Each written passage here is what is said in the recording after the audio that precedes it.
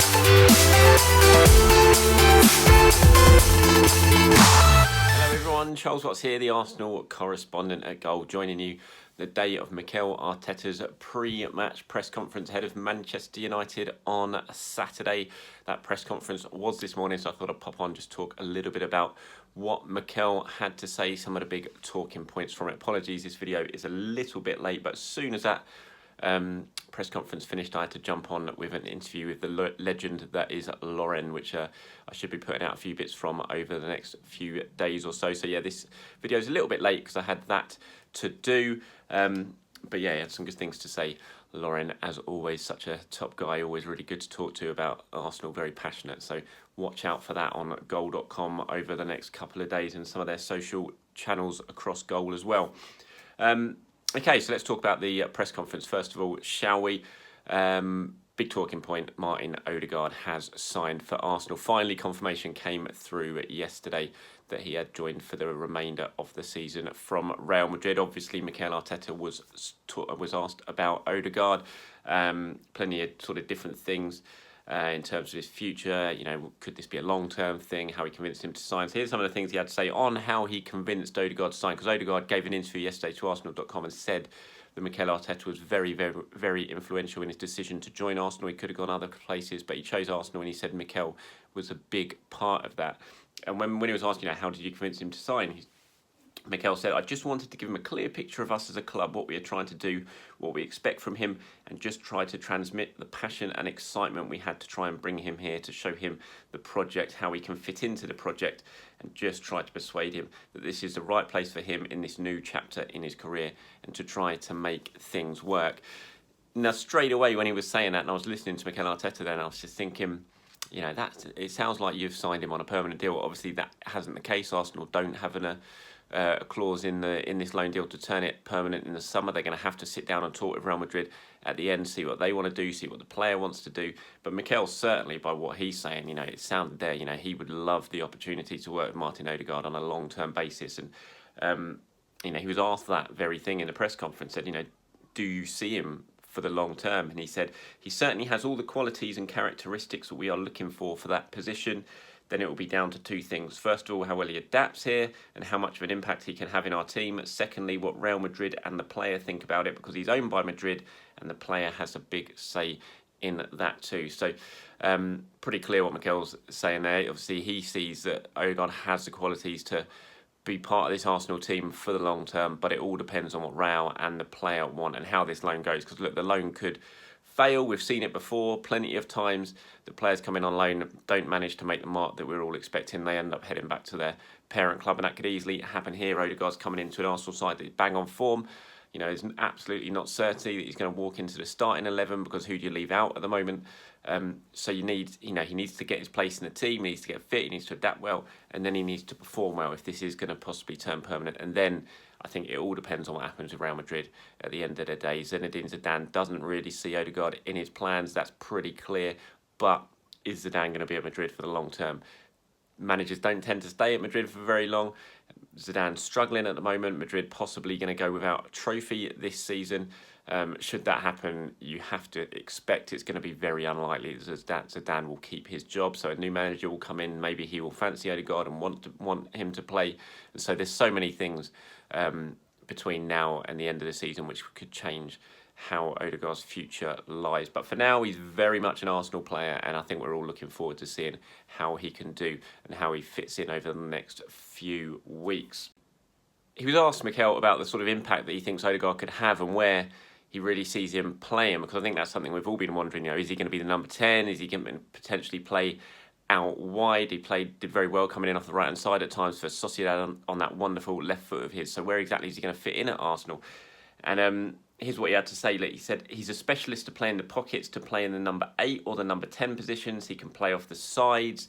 He's a really creative player. He's really comfortable on the ball in tight spaces. He has a capacity to create chances and score goals. Something that improved a lot is his work rate without the ball as well. So it's another option to give us creativity for sure in the final third and give us more options to set up in different ways against certain teams. It's going to be really interesting exactly what Mikel does here with Odegaard, because you know, he says they're number 8, and as I mentioned, he can play on the right-hand side, but he is, I mean, I see him very much as sort of number 10 type player, and it's going to be, what do you do with Smith Rowe at the moment? You can't just take him straight out of the team because he's playing so well. So it's going to be a case of rotating between the two, you would think, to ensure that Odegaard gets enough minutes that he really enjoys it here and has a chance to turn it permanent and to impress. But Smith Rowe continues to get enough minutes to continue the fantastic development he's showed. It's going to be a real fine balancing act there for Mikel. Interesting that he mentions that he could possibly play at number 8. I mean, I think Mikel's now very settled on the 4-2-3-1 formation now. I'd be surprised if he sort of starts moving it more to a 4-3-3 type thing. Could potentially, but I still see it more as going to be a case of Odegaard and Smith Rowe battling for that number 10 position going forward. Not just Odegaard. In terms of talking points from the press conference, lots of other stuff covered too. Obviously, we're coming to the end of the transfer window now. Everyone wants to know what's going on. Will there be any more signings? Will there be any outgoings? I think at Arsenal, the key right now is potentially more outgoings. Mikel didn't totally rule out the possibility of people coming in, but I'd be very surprised. I think the left back is one position where maybe there's something that could be done. But as I've mentioned in previous videos, I still kind of think that they probably will just about see it through to the end of the season, and then look to bring someone in. I've mentioned there's interest in Ryan Bertrand. There's other left backs they're looking at as well.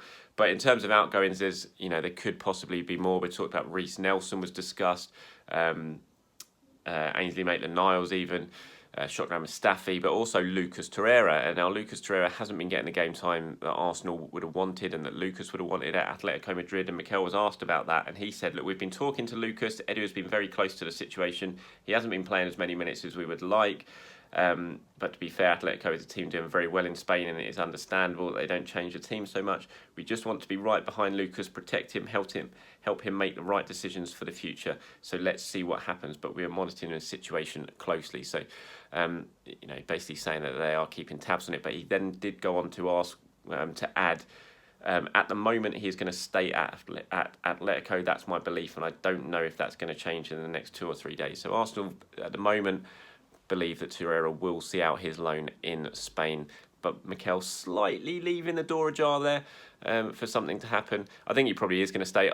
Personally, I'd get him back because I think right now all that's happening, his value is declining. I don't see Torreira long term coming back to Arsenal, making a push for a starting place here. Again, I think that's probably been and gone now.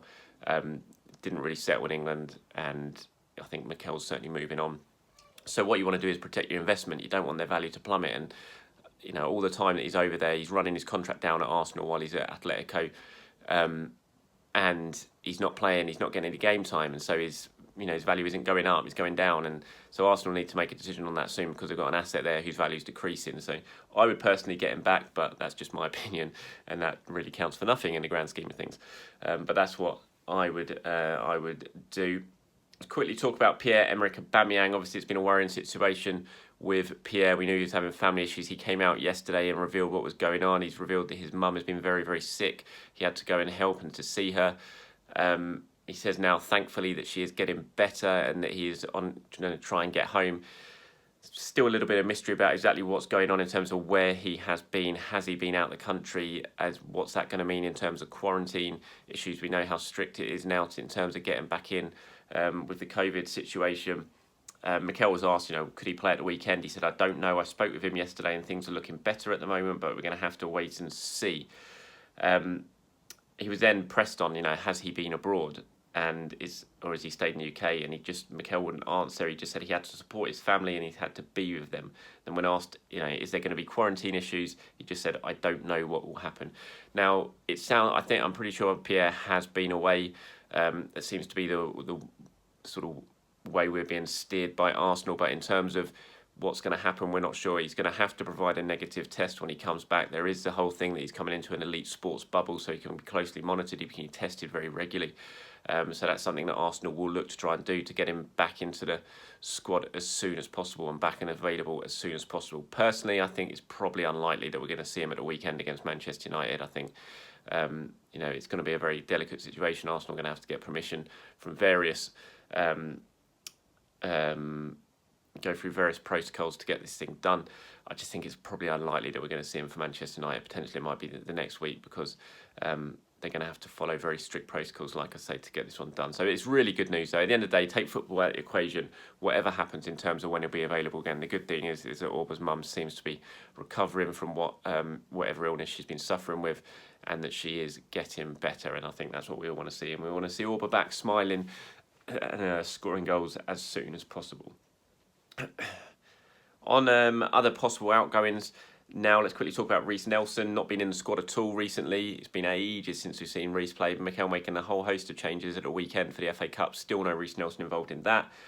He was asked, is he going to go out on loan before the deadline? He said, that's a conversation we are having with the players that are not playing, not having much game time.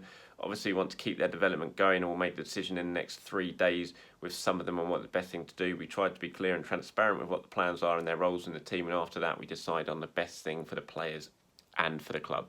Look, there's no point Reiss Nelson being here if he's not going to be playing football, so he needs to go out on loan, I think. And I imagine that's what Arsenal will be doing, will be looking to get done. Very talented player, needs to start playing regularly, show him what he can do. So I think that the loan suits all parties there, and I wouldn't be at all surprised to see that happen before the end of the transfer deadline. Ainsley Maitland-Niles was discussed, international now, he's not getting much game time. Has Ainsley Maitland-Niles been and discussed that situation with Mikel Arteta?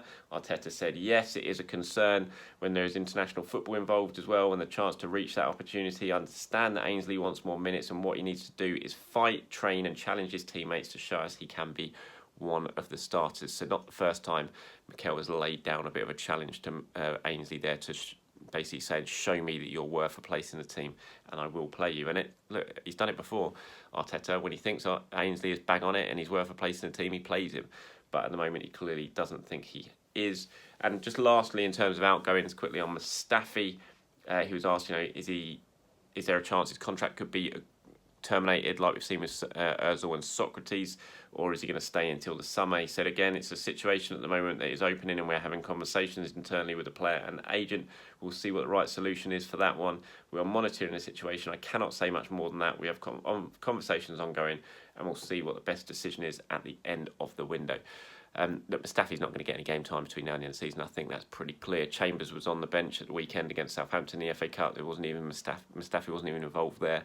I think it's pretty clear. You got Louise, you got Murray coming back from injury, Rob Holding, Gabriel. Mustafi's just not going to get game time, so it would be no surprise to see them come up with some sort of agreement between now and the end of the month if they can. But if not, look, he's in every right to see out his contract because he signed that contract. Arsenal gave him a contract, and he's quite right to sit it out, take his money, and then look to see where he can go when he's a free agent in the summer.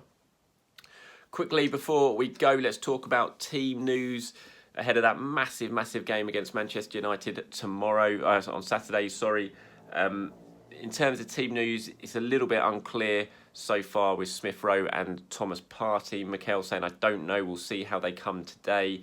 They had discomforts in different parts, Thomas and Emile, and we'll have to see how they evolve. We still have some days until the game, but not long, so let's see how they recover. Now, I've spoken to people close to Thomas Partey, and they were hopeful that it'd be all right for the weekend, that it was nothing too serious. So fingers crossed on that one.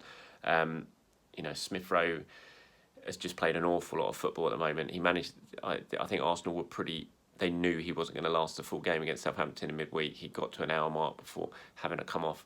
Arsenal trying to make sure that the new workload that he is suddenly getting in the game time didn't too much on his body, and they're trying to manage him through that. I still think he should be all right for the weekend. Not sure on Kieran Tierney yet. He was training, sort of working his way back away from the rest of the group at the weekend. Hopefully he can come back and be fit, because the Arsenal's certainly a much better team with Kieran Tierney in it. Ceballos and Pablo Mari, finally, they are both very, very close now. Mikel Arteta said they should be back training within the next couple of days. So I think the Man United game will probably come too soon for them. But we could see them back within the group next week, which will be a bonus, especially Pablo Mari, because he was playing so well before the injury.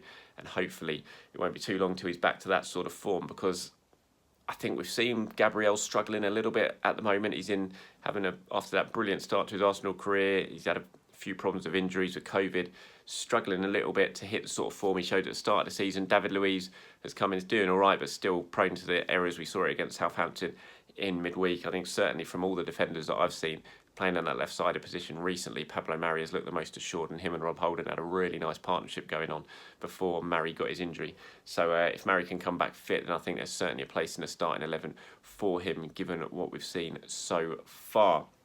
Right, that's about it for today's video. Thank you very much for watching. As always, I do appreciate your time. I will try and pop on and do one more before the United game if I can. If not, I will see you at the Emirates at the weekend. Plenty to come on goal over the next few days, so please do head over and check out all the Arsenal content. Like I said, have been speaking to the legend that is Lauren, and I will try and put out a couple of pieces, at least, maybe certainly one, before the Man United game, and also check out Goal's Instagram over the next couple of days, because you'll be seeing a little bit with Lauren from that as well, possibly a chance to win a Arsenal shirt. So please do head over to my accounts and Goal's account for all the latest Arsenal news. Until then, everyone, enjoy the rest of your day, and I'll speak to you very, very soon.